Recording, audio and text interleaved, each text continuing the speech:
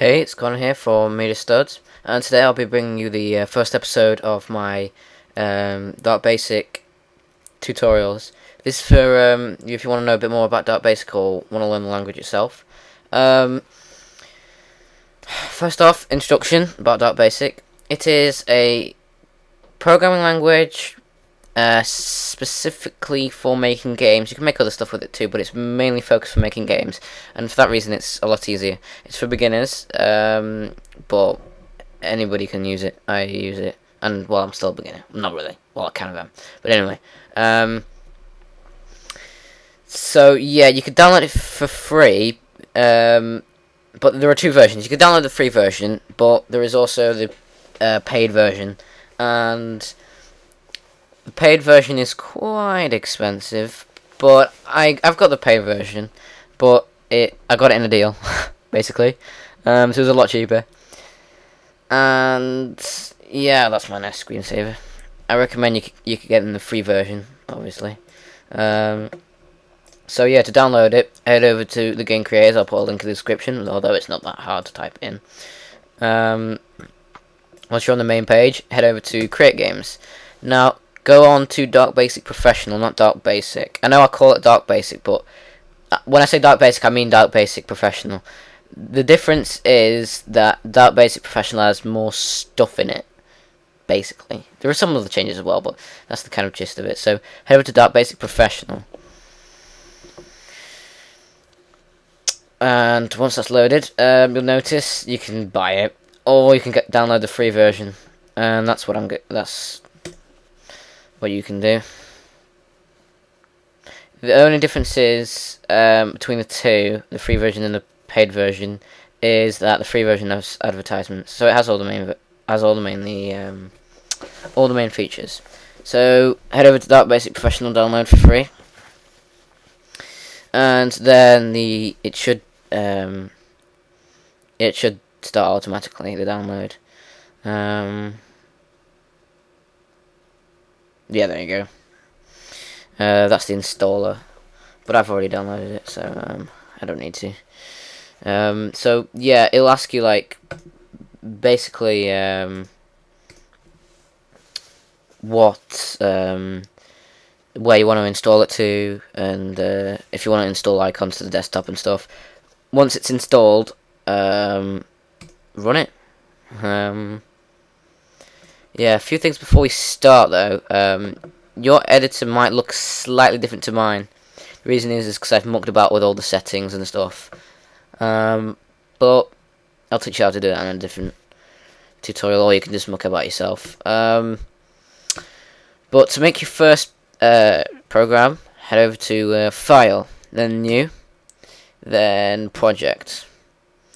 Now, name, you can name it anything you want. I don't know, First Lesson? Why not? The default location it's going to save it to is a place called Projects, and you can save it there if you want. I prefer saving it straight to the desktop.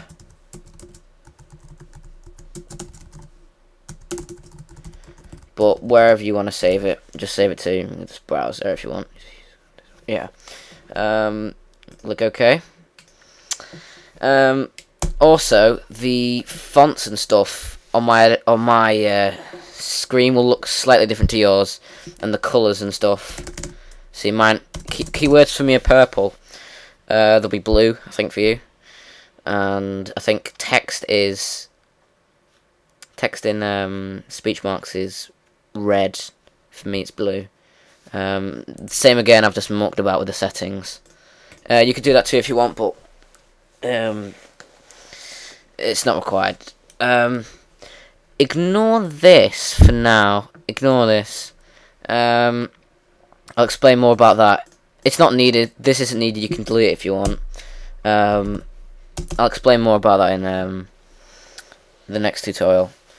Okay, so the first thing we want to do is, yeah, just copy what I do basically. So print.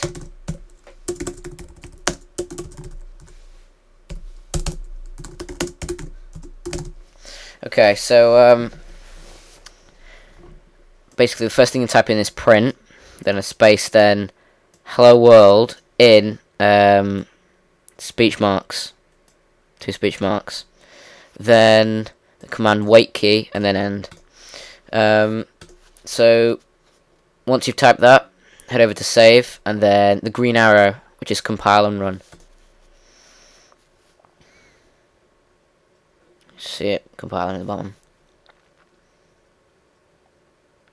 And there you go, this is the result you should have got. It should have come up with a window with the name of the project, and it should have come up with the words hello world in white and the black background. So let me just go over what we've done. The print command basically prints text or numbers to the window. It's one of the simplest, I think it's probably the simplest command you could do. Then the second command is wait key. This basically halts the program until the user presses any key, hence wait key. The third command isn't actually necessary either. End basically ends the program, but it isn't necessary in the way we want to use it, because the computer will end the program when it gets to the end of the code anyway. But I just like adding it for so basically I know where it's ending, basically. I'll just show you what happens when we don't use wait key. So save it, and then click the green arrow again.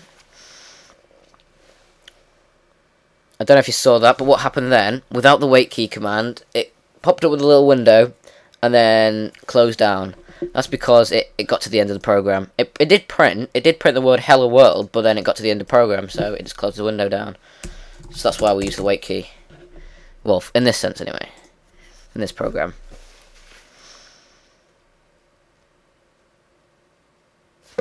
See? Yeah, the words in here don't actually have to be hello world. They can be anything. So, like, I don't know, sandwiches.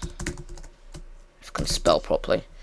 It can even be, it can be whatever. As long as it's in these 2 speech marks. That's important. So, yeah, that's your first program. If you want, you can like mess around with all the settings and stuff. I'll explain more about that next tutorial. So yeah, this tutorial's basically been about an introduction to it and the first program. Next tutorial, I'll explain about the green stuff you saw at the start, and how to basically change about with the editor itself. And yeah, that's all for now. Thanks for watching, and I'll see you next time. Thanks.